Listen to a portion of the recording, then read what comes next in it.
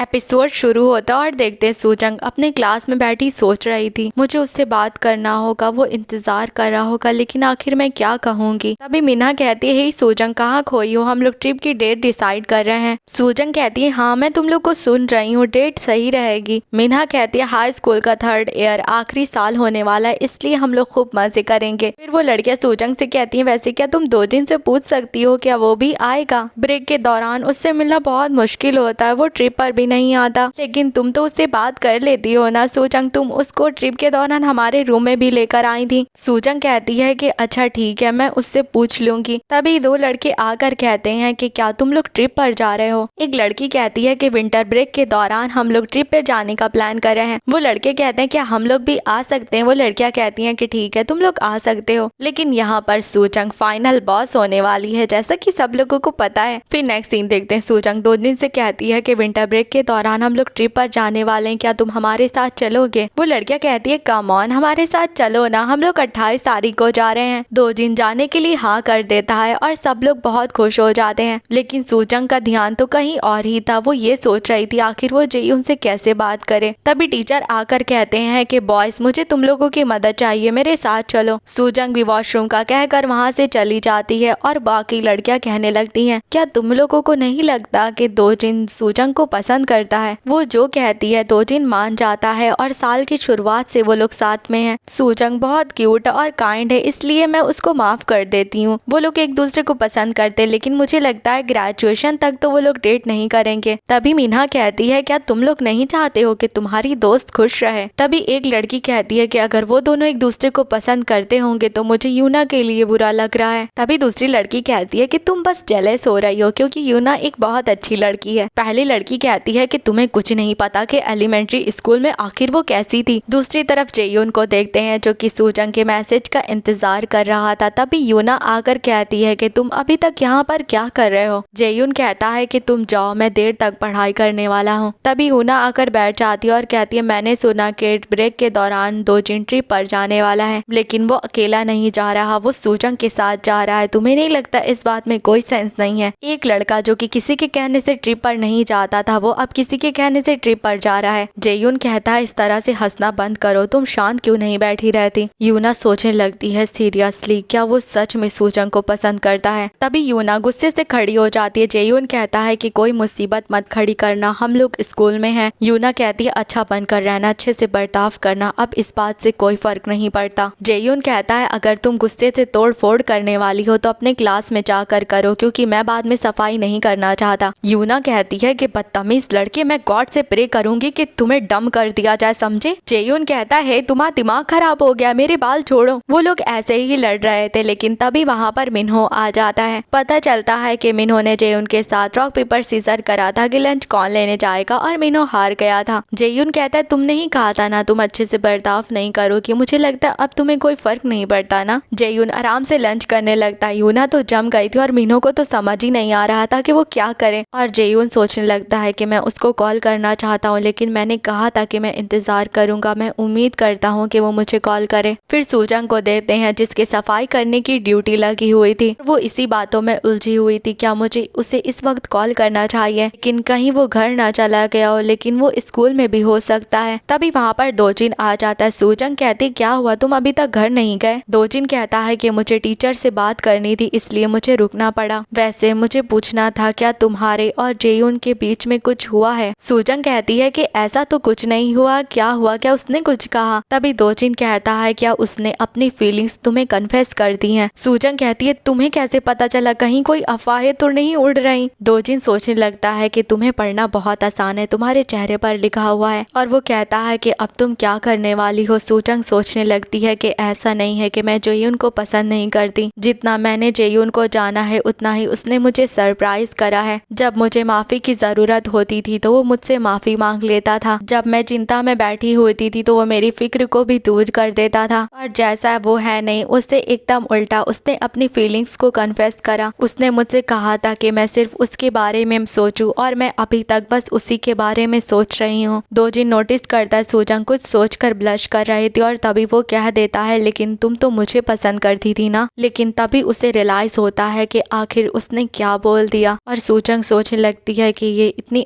आसानी से ऐसी बातें कैसे बोल सकता है, उन फीलिंग्स को जिनको मैं अच्छे से बता भी नहीं पाई। क्या जब एक इंसान को बहुत लोग पसंद करते हैं तो वो इस तरह से बर्ताव करता है, या फिर ऐसा इसलिए है क्योंकि दोजिन की नजर में मैं किसी लायक हूँ ही नहीं। तभी दोजिन कहने लगता है, मैं कहना चाहता था कि बेहतर रहेगा कि तुम दूसरे इंसान को कोई भी झूठी उम्मीदें ना दो। तभी सूजंग वहाँ से जाते हुए कहती है कि तुम्हारी एडवाइस के लिए बहुत बहुत शुक्रिया। फिर नेक्स्ट सीन देखते, दोजिन अपने घर में बैठा सोच रहा था, आखिर मैंने ऐसा क्यों कहा, मैंने उस वक्त बहाना क्यों बना दिया था और अभी तक मैं उस बारे में क्यों सोच रहा हूँ। वो हर वक्त मुझे परेशान करती थी, यहाँ तक कि वो मेरे पीछे मेरे घर भी आई थी। फिर देखते हैं कि वो जाकर पानी पीता है, लेकिन तभी वहाँ पर जेयून आता और सोचता है ये इतने अंधेरे में यहाँ पर क्या कर रहा है। दोजिन जेयून को देखने लगता है। जेयून कहता है कि तुम मुझे इस तरह से क्यों देख रहे हो। दोजिन कहता है थोड़ा क्यूट बनने की कोशिश करो। जेयून कहता है ये क्या बकवास कर रहे हो। दोजिन कहता है ताकि मैं एक अच्छा बड़ा भाई बनकर तुम्हारे रास्ते से दूर रहूं। लेकिन जेयून उसे मिडल फिंगर दिखाता है और कहता है दफा हो जाओ यहाँ से। फिर अगली सुबह देखते हैं दोजिन क्लास आता है तो सूजंग जल्दी आ गई थी। दोजिन कहता है कि आज तो तुम काफी जल्दी आ गई। फिर वो सोचने लगता है अगर पहले वाली सूजंग होती तो वो यही कहती, आज मैंने तुम्हें हरा दिया, तुम हमेशा जल्दी आ जाते थे, लेकिन देखो आज मैं जल्दी आ गई। लेकिन वो अभी वाली सूजंग को देखता है जो कि बिल्कुल भी कोई रिएक्शन नहीं देती। फिर दोजिन कहता है क्या तुम मुझ पर गुस्सा हो जो मैंने कल कहा था उस वजह से। सूजंग कहती है कि मैं गुस्सा नहीं हूँ। तभी वहाँ पर टीचर आ जाते और क्लास शुरू हो जाती है। फिर टीचर कहते हैं कि अब एग्जाम खत्म हो चुके हैं तो तुम लोगों को जहाँ पर बैठना है तुम लोग वहाँ पर बैठ सकते हो। फिर सूजंग अपना सामान पैक करने लगती है। दोजिन कहता है कि क्या तुम जा रही हो। सूजंग कहती है जरा अपने सामने देखो, यहाँ पर सब लोग तुम्हारे साथ बैठना चाहते हैं। दोजिन कहता है तुम चाहो तो बैठ सकती हो। सूजंग कहती है कि कोई बात नहीं, मेरे दोस्त मेरा इंतजार कर रहे हैं। और दोजिन सोचने लगता है कि मैं कब से इस बात की उम्मीद कर रहा था, मुझे स्पेस चाहिए था। वो दोबारा मुझसे बात नहीं करेगी और दोबारा मुझे परेशान नहीं करेगी। वो मेरे आसपास नहीं घूमेगी और ऐसी चीजें नहीं करेगी जो कि मुझे परेशान करती हैं। अब उसे मेरे सामने आने के लिए झूठ नहीं बोलना पड़ेगा और यही तो मैं हमेशा से चाहता था। फिर देखते हैं सब रॉक पेपर सीजर कर रहे थे कि दोजिन के साथ कौन बैठेगा, लेकिन तभी दोजिन वहाँ से उठकर जाने लगता और कहता है कि तुम लोग साथ में बैठ सकते हो। दूसरी तरफ सूजंग को देखते जो रॉक पेपर में हार गई थी और वो यूना या मिन्हा के साथ नहीं बैठ पाई थी। तभी वहाँ पर दोजिन आ जाता है। सूजंग कहती है कि क्या तुम यहाँ पर बैठने वाले हो। दोजिन कहता है कि मेरे साथ बैठने के लिए बहुत सारे लोग थे। सूजंग देखती है तो सब लोग इमोशनल होकर सूजंग की तरफ देख रहे थे। फिर दोजिन कहता है और मैं तुमसे माफी मांगना चाहता था। सूजंग कहती है मैंने कहा ना कि मैं तुम पर गुस्सा नहीं हूँ। सच कहूँ तो मुझे बेहतर महसूस नहीं हो रहा था। मुझे ये बात समझ नहीं आती कि जब लोग किसी को पसंद करते हैं तो उसके सामने इतना उदास क्यों हो जाते हैं, लेकिन कुछ लोग ऐसे ही होते हैं, इसलिए मैं इस बात पर तुम पर गुस्सा नहीं हो सकती। और जब मैंने इस बात को मान लिया तब मैं बेहतर महसूस कर रही थी। दोजिन कहता फिर भी मुझे माफ कर देना, मैंने तुम्हारी फीलिंग्स को लेकर इतनी लापरवाही से बात करी। सूजंग कहती है कि तुम्हारा ये बोलने के लिए शुक्रिया। अब जब हमने बात कर ली है तो तुम उनके साथ क्यों नहीं जाकर बैठते जो तुम्हें उदास भरी नजरों से देख रही हैं। दोजिन कहता है अभी के लिए मैं यहीं पर बैठना चाहता हूँ, आगे का बाद में देखते हैं। और वो सोचने लगता है कि मैं इतना तो कर ही सकता हूँ क्योंकि जेयून बहुत बुरा है। फिर नेक्स्ट सीन में मिन्हो को देखते हैं जो अपने क्लास में बैठा सोच रहा था उस लड़की की वजह से मेरा दिमाग खराब हो जाएगा। मुझे जेयून से दोस्ती करने का मौका मिला, शायद ऐसा इसलिए क्योंकि वो टॉल, हैंडसम और एक बहुत अच्छा इंसान है। उसकी बहुत सारी फीमेल फ्रेंड्स है, शायद उसके लुक्स की वजह से। मुझे नहीं लगा था कि वो यूना जैसी लड़की के सामने इतना कूल लग सकता है। अगर जेयून की जगह मैं होता तो मैं तो बहुत ज्यादा नर्वस हो जाता। तभी यूना अपने बाल पीछे करती और मिन्हो ब्लश करते हुए सोचता है मुझे सच में उससे बात करते हुए डर लगता है। जब मैंने उसका असली रूप देखा था तो उसने मुझसे कहा था कि मैं किसी को भी ना बताऊं। मैंने उसकी बात को मान लिया था, लेकिन मुझे ऐसा लग रहा है कि मैं जहाँ पर भी जा रहा हूँ वो हमेशा मुझे देख रही है। वो जा रहा था तभी यूना क्लास में आती है। मिन्हो कहता है क्या तुम जेयून से मिलने के लिए आई हो। यूना कहती है कि नहीं, मैं आज यहाँ पर तुमसे मिलने के लिए आई हूँ। और मिन्हो सोचने लगता है इस तरह से मेरा टॉर्चर शुरू हुआ। वो पता नहीं क्यों दोजिन की मुझसे बुराई करती रहती थी, दिन भर मुझे कॉल करके परेशान करने लगी। वो मुझसे अपने काम करवाने लगी। मैं उसकी कॉल को इग्नोर कर रहा था, लेकिन वो तब तक कॉल करती रहती जब तक मैं उठा नहीं लेता। मुझे तो समझ नहीं आ रहा आखिर मेरा नंबर उससे कैसे मिल गया। इसलिए अब मैं उससे पूछना चाहता था आखिर तुम मेरे साथ ऐसा क्यों कर रही हो। वो क्लास में आता है तभी यूना कहती है क्या तुम अपने साथ दवाई लेकर आए हो। मिन्हो से दवाई देकर कहता है कि तुम नर्स ऑफिस क्यों नहीं चली जाती। यूना कहती है जब मुझे दवाई यहीं पर मिल सकती है तो मैं वहाँ पर क्यों जाऊँ। मिन्हो मिन्हो कहता यही तो मैं तुमसे कहना चाहता था, आखिर तुम अपना काम मुझसे क्यों करवा रही हो। यूना कहती है कि मुझे शक है कि तुम सबको बता दोगे कि उस दिन तुमने क्या देखा था, मेरी रेपुटेशन खराब हो जाएगी। मिन्हो कहता है कि मैंने तुमसे कहा ना कि मैं किसी को नहीं बताऊंगा। यूना कहती है लेकिन मैं तुम पर आखिर कैसे भरोसा करूं, जब मुझे यकीन हो जाएगा कि तुम किसी को नहीं बताओगे तो फिर मैं तुम्हें जाने दूंगी। और यूना सोचने लगती सच कहूँ तो अगर ये बता भी देगा तब भी इसकी बात पर कोई भरोसा नहीं करेगा, लगता नहीं इसके बहुत सारे दोस्त हैं और ऐसा भी नहीं लगता कि यह अफवाहें फैलाएगा। जेयून बहुत ज्यादा रूट है, हमेशा मुझसे जबान लड़ाता रहता है, तो मुझे लगता है बेहतर रहेगा अगर मेरे साथ कोई ऐसा होगा जो थोड़ा सा बुद्धू हो। फिर यूना उससे कहती है कि क्या तुम अपनी क्लास वापस नहीं जाओगे। और मिन्हो जाते हुए सोचता है ऐसा लगता है ये बिल्ली और मैं चूहा हूँ जो किसके जाल में फंस गया हूँ। फिर वो इस बारे में जेयून से कहता है भाई प्लीज कुछ तो करो, मेरी मदद करो। जेयून कहता है उस लड़की का मैं कुछ नहीं कर सकता, तुम तो बस दुआ ही कर सकते हो। तभी जेयून शॉक होकर खड़ा हो जाता है और वहाँ से जाने लगता है। मिन्हो कहता है हे हम लोग साथ में पढ़ाई करने वाले थे ना, मुझे अकेले डर लगता है, तुम कहाँ जा रहे हो। जेयून कहता है कि मुझे कुछ जरूरी काम आ गया है इसलिए मैं तुमसे कल मिलता हूँ। देखते हैं कि सूजंग ने जेयून को मैसेज करके कैफे बुलाया था। जेयून घबराते हुए वहाँ पर आ जाता है। तभी सूजंग कहती है मुझे माफ कर दो कि मैंने तुम्हें इंतजार करवाया, लेकिन इस वक्त मैं तुम्हें कोई जवाब नहीं दे सकती। ऐसा नहीं है कि मैं तुम्हें पसंद नहीं करती हूँ, मुझे नहीं पता इस वक्त मैं कैसा महसूस करती हूँ। अगर मैं तुम्हें पसंद भी करती हूँ कि तब भी मैं इस वक्त डेट नहीं कर सकती। कॉलेज के एंट्रेंस एग्जाम नजदीक आ रहे हैं और वो मेरे लिए बहुत जरूरी है, तो क्या मैं तुम्हें एग्जाम खत्म होने के बाद जवाब दे सकती हूँ। लेकिन मैं तुमसे ये नहीं कह रही कि तुम सिर्फ मेरा इंतजार करो, मैं इतनी भी सेल्फिश नहीं हूँ, लेकिन सबसे बेहतर मेरे पास अभी के लिए यही जवाब है जो कि मैं तुम्हें दे सकती हूँ। तभी जेयून कहता है कि मुझे पता था कि तुम कैसा महसूस करती हो, फिर भी मैंने तुम्हें पसंद करा, इसलिए 1 साल तो मेरे लिए कुछ भी नहीं है। सूजंग कहती है तो फिर अब मुझे जाना चाहिए, मुझे पढ़ाई भी करनी है। जेयून कहता है कि कम से कम खाना तो खाकर चली जाओ। सूजंग कहती है कि घर पर मेरा भाई मेरा इंतजार कर रहा होगा। जेयून कहता है कि ये तो बुरा हुआ क्योंकि मैंने फ्राइड चिकन ऑर्डर करा था। सूजंग चिकन खाने के लिए वहीं पर बैठ जाती है और कहती है शायद से 1 साल इंतजार करने के लिए कहना बुरा आइडिया है, क्योंकि जब मैं ग्रेजुएट हो जाऊंगी तब तुम जाकर अपने 3rd ईयर में पहुंचोगे। जेयून कहता है कि तुम इस बात की फिक्र मत करो, मैं मल्टीटास्किंग में अच्छा हूँ। फिर फ्राइड चिकन आ जाता है और जेयून लेग पीस उठाकर सूजंग की प्लेट में रख देता है। सूजंग कहती है मुझे लगता है कि फ्राइड चिकन खाना एक अच्छा आइडिया है, क्योंकि मुझे ड्रम स्टिक्स पसंद है और तुम्हें चिकन ब्रेस्ट पसंद है। जेयून कहता है कि मुझे चिकन ब्रेस्ट बिल्कुल नहीं पसंद है।